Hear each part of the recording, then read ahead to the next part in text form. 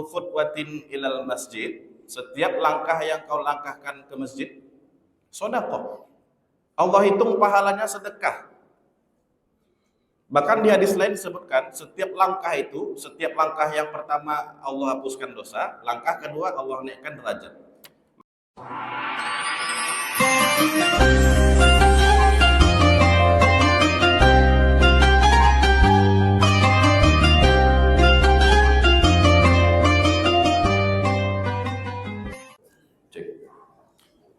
Sebelum Ustadz mulai, anak-anak Ustadz yang ganteng-ganteng duduk sinilah, tengah-tengah sini. Sini. Ayo semua yang anak-anak duduk depan sini. Yang merasa anak-anak, apa-apa boleh gabung. Yang merasa masih muda. Sini nak. Ya.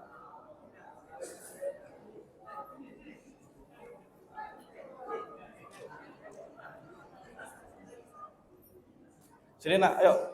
Siapa yang diam-diam sampai Ustadz selesai ceramah nanti ada hadiah. Hadiahnya 2. 1 dapat duit. Insya Allah ditransfer ke rekening masing-masing. Kalau tak ada, rekening mama dan papa. Nah, ini bawa uang cash nih Pak Ketua. Yang kedua, hadiahnya foto sama Ustadz. Kita masukkan nanti Instagram dan TikTok, insya Allah. Ini direkam Pak ya? Masya Allah. Enak ya, Ustadz tengok siapa yang baik-baik nanti dari awal sampai akhir. Oke, dah ya. Anak-anak Ustadz yang cewek, yang soleha menyesuaikan saja di belakang. Bismillahirrahmanirrahim. Assalamualaikum warahmatullahi wabarakatuh. Arman Maulana makan tomat diambil dalam kuali, jok salam tak semangat, saya ulang sampai besok pagi. Assalamualaikum warahmatullahi wabarakatuh.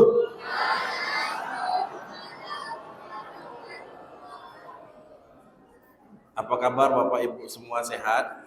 Alhamdulillah. Ada satu lagi pantun nih nak. Pak Mamat makan nanas. Yang semangat hutangnya lunas. Tak ada yang mengaminkan. Nampak kali banyak utangnya. Innal hamdalillah, salatan wa salaman ala Rasulillah wa ala alihi wa ashabihi wa man tabi'ahum bi ihsanin ila yaumil qiyamah. Subhanaka la ilma lana illa ma 'allamtana innaka antal alimul hakim. Sadaqallahul azim. Amma ba'd.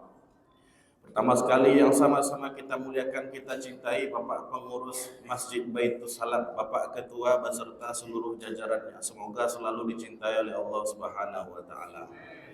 Berikutnya jajaran Imam Masjid Baitul Salam. Semoga Allah selalu menjaga beliau, amin ya rabbal alamin. Hadir di tengah-tengah kita Bapak tokoh masyarakat, Bapak RT, Bapak RW, para ketua-ketua dan para imam, para kiai, para alim ulama, ustadz, cerdik, pandit, alim ulama yang tak dapat kita sebut satu persatu, kaum muslimin dan kaum muslimat yang sudah berkawin dan yang belum bersunat. Insya Allah kita semua mudah-mudahan mendapatkan surga dunia akhirat, amin ya rabbal. Bapak Ibu yang dimuliakan Allah, jamaah Masjid Baitul Salam yang berbahagia. Tak ada kata yang pantas kita ucapkan malam ini selain syukur mendalam kepada Allah Subhanahu wa taala. Alhamdulillahirabbil alamin. Karena pada malam ini kita masih sanggup untuk datang ke masjid yang berkah ini. Kegiatan kita mulai dari tadi pagi sampai malam ini ditambah juga dengan sholat nanti berjamaah. Itu semua tak akan bisa kita lakukan tanpa izin dan berkah dari Allah Subhanahu wa taala. Maka bersyukurlah kita kepada Allah karena sampai detik ini kita masih dipilihnya. Coba Bapak Ibu tengok di kiri kanan, mungkin ada saudara sahabat kita yang tak hadir malam ini. Ada 3 penyebab. 1, dia mungkin dapat sip malam, mencari nafkah. Mencari nafkah wajib, sedangkan ini sunnah. Maka kita doakan mudah-mudahan jadi orang kaya dan berkah di hendaknya. Yang kedua, tak datang dia malam ini karena apa? Mungkin saja dia karena sakit. Nah, kita doakan mudah-mudahan segera sembuh. Dan yang ketiga, kenapa dia tak datang? Mungkin saja sudah inna lillahi wa inna ilaihi raji'un. Jika ada saudara, abang, adik kita yang tak datang hari ini di luar dari 3 alasan yang tadi kami sebutkan, maka dia termasuk orang-orang yang sangat-sangat merugi. Betul, Bu? Karena pada malam ini, bulan ini Allah sudah membagikan berkah ampunannya. Malahan kita bermalas-malasan tak mau datang. Na'udzubillah min zalik. Maka kita lihat Pak Ketua, malam ini apa-apa ibu-ibu semua yang hadir melakukan kegiatan dengan gembira. Sebagaimana yang tertera dalam kitab Durratun Nasihin, man fariha bidukhuli Ramadan. Siapa yang bergembira dalam menjalankan bulan Ramadan, haramallahu jasaduhu ala niran. Maka Allah haramkan badannya disentuh api neraka. Dalam hadis lain disebutkan, man qoma Ramadanan imanan wahtisaban. Siapa juga yang mendirikan malam-malam Ramadan setelah dia siang harinya berpuasa, ghufirallahu ma taqaddama min dzambik, maka Allah akan mengampuni dosanya yang telah lampau. Bapak Ibu, bersalawat kita kepada Rasulullah, ananda juga semuanya, kita tambah berkah malam ini melalui salawat badar sama-sama ya. Salatullah salamullah ala taha Rasulillah. Salatullah salamullah ala yasin tawassalna bismillah wa bil hadi rasulillah wa kulli mujahidin lillah bi ahlil badr. Alhamdulillah. Anak-anak Ustadz, kita menyebut-nyebut nama Nabi Muhammad, kita sebut saja, maka kita sudah terlimpahkan berkah. Apalagi kita sanggup mengikuti sunnah-sunnah beliau. Mudah-mudahan kita yang hadir malam ini dicintai oleh Nabi Muhammad SAW. Amin ya rabbal alamin. Bapak Ibu kaum muslimin jamaah Masjid Baitul Salam yang berbahagia. Adapun judul yang telah ditetapkan oleh MI Kota Pekanbaru, keutamaan sholat berjamaah. Catat, keutamaan sholat berjamaah. Rasa-rasanya Pak Ketua, kalau judul ini dibawakan ke masjid ini, agak tidak cocok sedikit. Karena jamaahnya istiqomah 5 waktu ke masjid semuanya. Iya kan Bu? Apalagi anak-anak ustadz yang laki-laki dan yang perempuan. Mengenai keutamaan sholat berjamaah 5 waktu ke masjid, itu sudah Allah tuangkan dalam Al-Quran dan juga hadis Nabi Muhammad SAW. Contohnya dalam surah At-Taubah, Allah berfirman, A'udzubillahi minasyaitonirrajim. Innama ya'muru masajidallah. Sesungguhnya orang-orang yang sanggup memakmurkan masjid, man amana billah wal yaumil akhir, adalah orang-orang yang beriman saja kepada Allah dan beriman kepada hari kiamat. Sama kayak menjalankan ibadah puasa, orang-orang yang sanggup menjalankan puasa dengan benar hanyalah orang-orang yang Makanya Allah firmankan dalam Al-Baqarah 183, Ya ayyuhalladzina amanu kutiba alaikumus syiyam. Orang-orang yang beriman saja yang dipanggil untuk melaksanakan perintah puasa ini. Sama kayak perintah menjalankan 5 waktu di masjid hanya bagi orang-orang yang beriman. Jadi orang-orang yang tak beriman minggir dulu. Ini sebelumnya Pak Ketua sampai jam berapa tausiahnya Pak? Sampai selesai saja. Sampai selesai. Selesainya subuh, kita bubar subuh ya. Sanggup nak sampai subuh? Kuat sampai subuh? Kalian yang kuat, ustadz yang pingsan. Anak kalian duduk aja ya ngomong ustadz. Ada pepatah anak muda sekarang Pak yang saya ikuti terus, ikan sepat, ikan gabus lebih cepat, lebih bagus. Pinjam dulu 100. Bapak Ibu, kita doakan anak-anak kita yang di sini, yang di belakang, jadi ustadz ustazah hendaknya, amin. Jadi hafaz Quran, hafiz dan hufaz. Anak-anak ustadz, enak jadi ustadz tuh anak. Enak. Nanti kamu mau ceramahnya panjang, mau ceramahnya pendek, turun dari sini, pulang insya Allah dapat amal. Yang belakang. Yang bagian belakang bilang amplop katanya. Tak enak kali kayaknya Pak Ketua, buka-buka kartu ya. Amal nak. Nanti tak jadi dia mau jadi ustaz Pak dengan amplop. Yang Bapak baju oranye nih kan. Amal yang akan kami bawa menuju kepada Allah Subhanahu wa taala. Kadang kami ini ibadah banyak tak benarnya, banyak tak ikhlas. Jangan-jangan Bapak Ibu yang di bawah ini sekali berdoa langsung Allah kabulkan. Beda dengan kami yang ustaz-ustaz nih. Kadang kami buat salah konsekuensinya 2 kali lipat. Maka kami mohon kepada Bapak Ibu semua untuk doakan kami ini istiqomah dalam Islam. Dan juga insya Allah mudah-mudahan mati dalam keadaan husnul khotimah. Amin ya rabbal. Tapi tidak besok matinya Pak. Itu ya nak, kita doakan anak-anak kita jadi hafiz Quran, alim ulama dan jadi ustaz. Baik Bapak Ibu yang dimuliakan Allah. Itu ayat tadi At-Taubah. Allah berfirman bahwa orang-orang yang sanggup ke masjid hanya orang-orang yang beriman. Iman kepada Allah dan iman kepada hari kiamat, dan di ujung ayat Allah sampaikan walam yakhsha illallah, dan dia tidak takut apapun di dunia ini kecuali takut sama. Jadi harus kayak gitu. Orang-orang yang terbiasa 5 waktu ke masjid tidak usah takut sama dunia ini. Tidak usah takut sama hal-hal yang akan membahayakannya. Allah langsung yang akan menjadi walinya di dunia. Maka berbahagialah Bapak Ibu yang sudah mendawamkan, yang membiasakan 5 waktu ke masjid. Mudah-mudahan istiqomah bukan hanya sampai nanti Idul Fitri Pak Ketua, tapi nanti sampai ajal menjemput. Amin ya rabbal. Karena kita lihat tadi peristiwa orang-orang yang datang ke masjid itu rata-rata terjadi pada saat malam pertama. Tadi bincang-bincang sedikit sama Bapak Ketua. Ini ramai nih Pak, ramai. Hari pertama sampai keluar. Sekarang ada juga keluar yang merokok. Memang kita lihat Pak, ketika saya mengisi salah satu masjid di Pekanbaru ini, hari pertama itu ramai sampai keluar, sampai ke atas loteng pun. Ada tukang kerja maksudnya. Nanti duduk di loteng kemana pula acara, ada tukang kerja. Saking ramainya, penuh, ini penuh nih Pak. Nah sekarang sudah malam ke-11 ini kita lihatlah berapa persen yang keluar. Kalau dikira-kirakan ada kira-kira 50% jamaah yang hilang nih Pak Ketua. 50% lebih ya. Itulah dia. Nanti sampai di Idul Fitri hanyalah orang-orang yang sudah terseleksi saja. Mudah-mudahan kita termasuk orang-orang 5 waktu sampai ajal menjemput sebagaimana doa kita tadi. Bapak Ibu semua yang berbahagia dan anak-anak kita. Baik, itu ayat Qur'annya. Lalu apa yang dikatakan Rasulullah? Secara umum dalam Ali Imran ayat 31 disebutkan juga.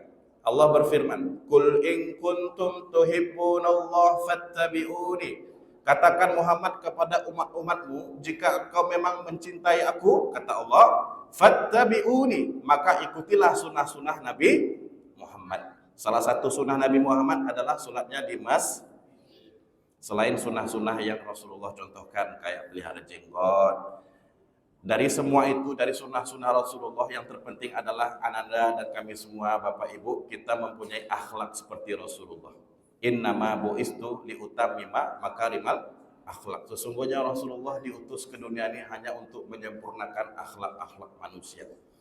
Maka alangkah ruginya ketika seseorang yang sudah 5 waktu ke masjid menjalankan sunnah-sunnah Rasulullah 5 waktu ke masjid, tapi tak punya akhlak kepada sesama manusia, maka kata Rasulullah hiya finnar, sama aja masuk neraka. Dari semua itu yang terpenting adalah akhlak dan tetap menjalankan syariat. Orang-orang yang hanya menjalankan syariat tapi meninggalkan akhlak sama seperti orang-orang yang pakai baju tak pakai celana. Dan orang-orang yang hanya mengamalkan akhlak mulia tapi tak mau berlakukan syariat sama aja. Dia juga sama seperti orang yang pakai celana tapi tak pakai baju. Dua-duanya harus klop. Kita harus bersyariat kepada Allah. Kita harus mengikuti syariat Nabi Muhammad, dan di saat yang bersamaan kita harus berakhlak kepada sesama manusia. Itu yang diajarkan tujuan Islam sebenarnya. Karena banyak kejadian orang-orang kita lihat Pak, setiap bulan umroh, 5 waktu ke masjid, pakaiannya rapi dan sebagainya, tapi ketika ngomong sama manusia membuat sakit hati manusia lainnya. Perilakunya membuat orang terzolimi. Betul Bu? Nah, tengok Ibu banyak pengalaman. Banyak kita lihat ada orang-orang yang kita lihat dia 5 waktu ke masjid tapi tidak pandai menjaga mulutnya. Ada orang-orang di bulan puasa ini yang pandai menjaga mulutnya, tidak makan dan tidak minum seharian Pak, tapi tidak pandai menjaga mulutnya dari menggunjing dan menggibah orang. Betul Bu? Sekarang saya tanya dulu kepada jemaah, kira-kira penyakit menggunjing, memfitnah ini sering terjadi kepada bapak-bapak atau ibu-ibu? Mana jawabannya nih? Ulang sekali lagi ya. Anak-anak jawab juga ya nak, pertanyaan Ustadz. Kira-kira penyakit mulut ini suka menggibah, menggunjing itu terjadi pada bapak-bapak atau ibu-ibu? Ibu-ibu, oke. Sekarang juga kita lihat pada bulan Ramadan ini, orang-orang banyak menjaga mulutnya dari tak makan, tak minum, tapi tak pandai menjaga matanya dari melihat hal-hal yang diharamkan. Nah, ini sering terjadi. Nampak kali abang di pengalaman ya. Atau kita sebut istilahnya selingkuh ya Pak. Jadi selingkuh itu sering terjadi bapak-bapak atau ibu-ibu? Oh, nampak kali balas dendamnya Pak.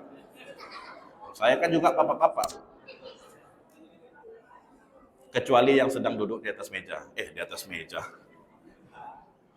Yang duduk di atas. Mudah-mudahan kita semua terhindar dari penyakit pelakor, pebinor. Amin ya rabbal alamin. Jangan sampai kita gunjing-gunjing lagi. Baik, itu yang pertama. Kita dah baca ayatnya, kita dah baca hadisnya. Sekarang apa keutamaan 5 waktu ke masjid? 1. Orang yang sering ke masjid, setiap langkahnya dihitung sedekah. Apa hadisnya? Kata Rasulullah, kullu khutwatin ilal masjid, setiap langkah yang kau langkahkan ke masjid, sedekah. Allah hitung pahalanya sedekah. Bahkan di hadis lain disebutkan, setiap langkah itu, setiap langkah yang pertama Allah hapuskan dosa, langkah kedua Allah naikkan derajat. Makanya ada sebuah riwayat disebutkan, ketika sahabat mendengarkan hadis ini, mereka sengaja pergi sholat zuhur itu jam 10, jam 11 Pak, untuk keliling pasar dulu. Supaya makin banyak pahalanya. Nah, itu bisa kita tiru juga nih Pak. Pada bapak-bapak yang mau sholat zuhur, pergi dulu ke Panam jalan dulu. Habis ke Panam, pergi Bangkinang kalau bisa kan. Balik lagi ke sini, sampai sini pingsan. Tak jadi sholat. Ya, tapi tak perlu ke Panam kali lah kan. Agak-agak mutar-mutar sedikit, baru masuk ke masjid. Supaya Allah tambah banyakkan pahalanya. Itu ya nak. Jadi semakin banyak kau langkahkan kaki ke masjid, semakin tinggi derajatmu. Semakin Allah hapuskan dosa-dosamu. Itu yang pertama. Yang kedua, keutamaan sholat ke masjid. Orang yang selalu ke masjid 5 waktu bolak-balik merupakan tanda orang yang beriman. Kata Rasulullah dalam sebuah hadis, jika kau lihat ada seorang apa-apa yang ke masjid bolak-balik 5 kali sehari. 5 kali itu apa nak? Subuh. Apa lagi? Zuhur. 5 kali dia bolak-balik, bahkan ada sebagian jemaah yang hari-hari tertentu, maghrib ke isya itu dia nak pulang lagi, ya Pak. Dia duduk di sini mengaji. Jika kau saksikan ada orang seperti itu, fashhad, kata Rasulullah, saksikanlah, huwa mukmin, dia orang yang beriman. Maka jika ada anak-anak muda yang sanggup seperti itu, salut kita Pak. Kebanyakan sekarang yang menjaga 5 waktu di masjid itu adalah apa, nenek-nenek. Kau mudanya kemana? Mabar, main FF, ya kan? Nongkrong, turu, ya. Banyak kaum rebahannya sekarang. Ngerumpi, ya.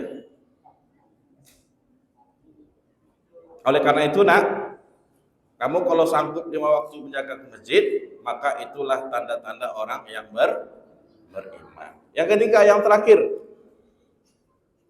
Sebenarnya banyak Pak, tapi kalau kita sampaikan semua nanti akhirnya subuh pula kita pulang. Nah, jadi sampaikan 3 saja. Apa keutamaan kita ke masjid yang ketiga? Keutamaan ke masjid yang ketiga sudah pasti kita terhindar dari api neraka. Pernah suatu ketika Rasulullah habis sholat berjamaah menjadi imam. Lalu assalamualaikum warahmatullahi wabarakatuh. Rasulullah nengok ke belakang. Jemaahnya sedikit, sahabat-sahabat pada nggak datang. Di mana fulan? Mana fulan? Ngamuk Rasulullah. Sampai-sampai Rasulullah bilang, besok jangan kalian ulang lagi. Kalaulah kalian sholat di rumah lagi, maka aku bakar rumah kalian, kata Rasulullah. Ya, orang-orang yang selalu ke masjid terhindar dari api. Sempatlah Rasulullah hidup sekarang, mungkin anak-anak ada tambah liburnya, Pak. Karena apa? Bertambah hotspot di Riau. Banyak sekali kaum muslimin sekarang yang sholatnya di banyak rumah yang dibakar oleh Rasulullah. Dan ini juga menjadi kesempatan kita ketika kita meninggal besok. Bapak Ibu yang punya anak, ketika kita nanti sedang dikubur, kita mengharapkan doa anak. Bagaimana dia tidak doakan kita? Kita tak pernah didik dia. Ajarkan dia jam 4 dah bangun, mandi, lalu arahkan ke masjid. Apalagi yang laki-laki. Di bulan Ramadan kesempatan kita untuk mendidik dia seperti itu. Jam 4, jam 5 sudah mandi. Lalu lanjut ke masjid. Jangan lagi ibu-ibu berkata, tak usah lagi bangunkan anak kita baru tidur. Kasihan. Coba bayangkan, na'udzubillah min zalik, salah satu rumah kita terbakar dan di dalamnya ada anak kita sedang tidur. Terbakar, gas meledak. Lalu ayahnya mau bangunkan. Kata mamanya, "Bang, biarlah dulu, anak baru tidur." Apakah terjadi seperti itu, Bu? Mau bangun tidur, mau baru tidur, enggak tidur, tetap langsung diangkat anak tuh, dijauhkan dari api yang di dunia yang sedang besar. Apatah lagi ketika api neraka menunggu ketika kita biarkan anak-anak kita tak sholat subuh. Maka ibu-ibu yang membiarkan anaknya tak sholat subuh, tak sayang sama anaknya. Lebih takut kepada api dunia ketimbang di api di akhirat.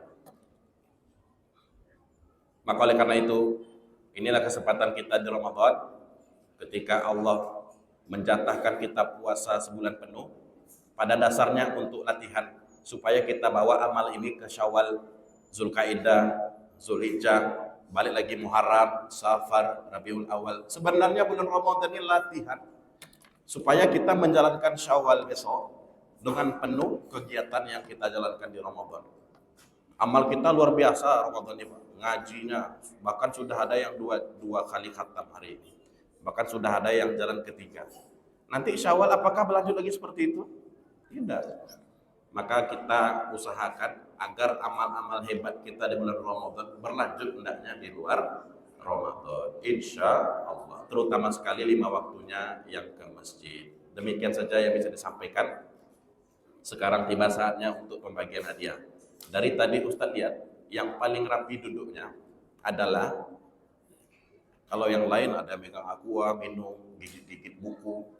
Nah, sedangkan yang anak biru ini tenang aja, tengok Ustadz. Tengoknya Ustadz tadi, entah paham atau enggak, pokok tengok aja. Wah, itu kan. Nah, sini nak, sini nak. Cair THR. Mana uang receh tadi? Ini ada 5.000, 2.000, pilih mana? 5.000. La ilaha illallah. Memang matre kali kau ni. Masih nak ya. Kalau dia bilang dua-duanya, saya kasih dua-duanya tadi. Baik, sekarang dapat hadiah foto juara kedua. Dari tadi yang paling diam juga tuh yang pakai jas sini.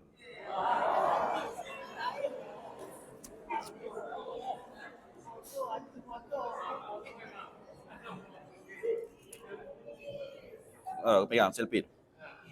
Pakai beci dulu. Peganglah. Pegang selfie. Baik-baik jatuh pula nanti apa? Oke.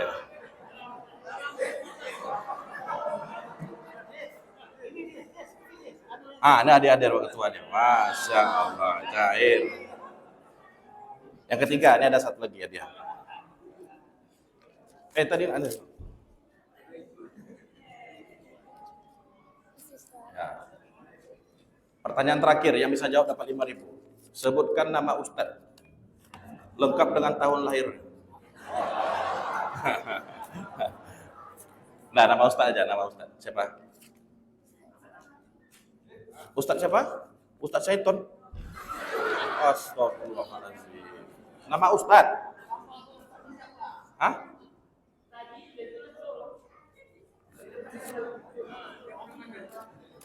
Ya, saya tahu. Siapa nama Ustadz? Ya, Bil Haki ya, betul. Cair ya. Ya, air ya. Alhamdulillahirabbil alamin. Kita baca tasbih sama-sama supaya makin berkah. Subhanallah walhamdulillah wala ilaha illallah wallahu akbar wala haula wala quwata illa billah. Alhamdulillah. Terima kasih Bapak Ibu. Mohon maaf kita baca doa subhanakallahumma wa bihamdika asyhadu an la ilaha illa anta astaghfiruka wa atubu ilaik. Wassalamualaikum warahmatullahi wabarakatuh.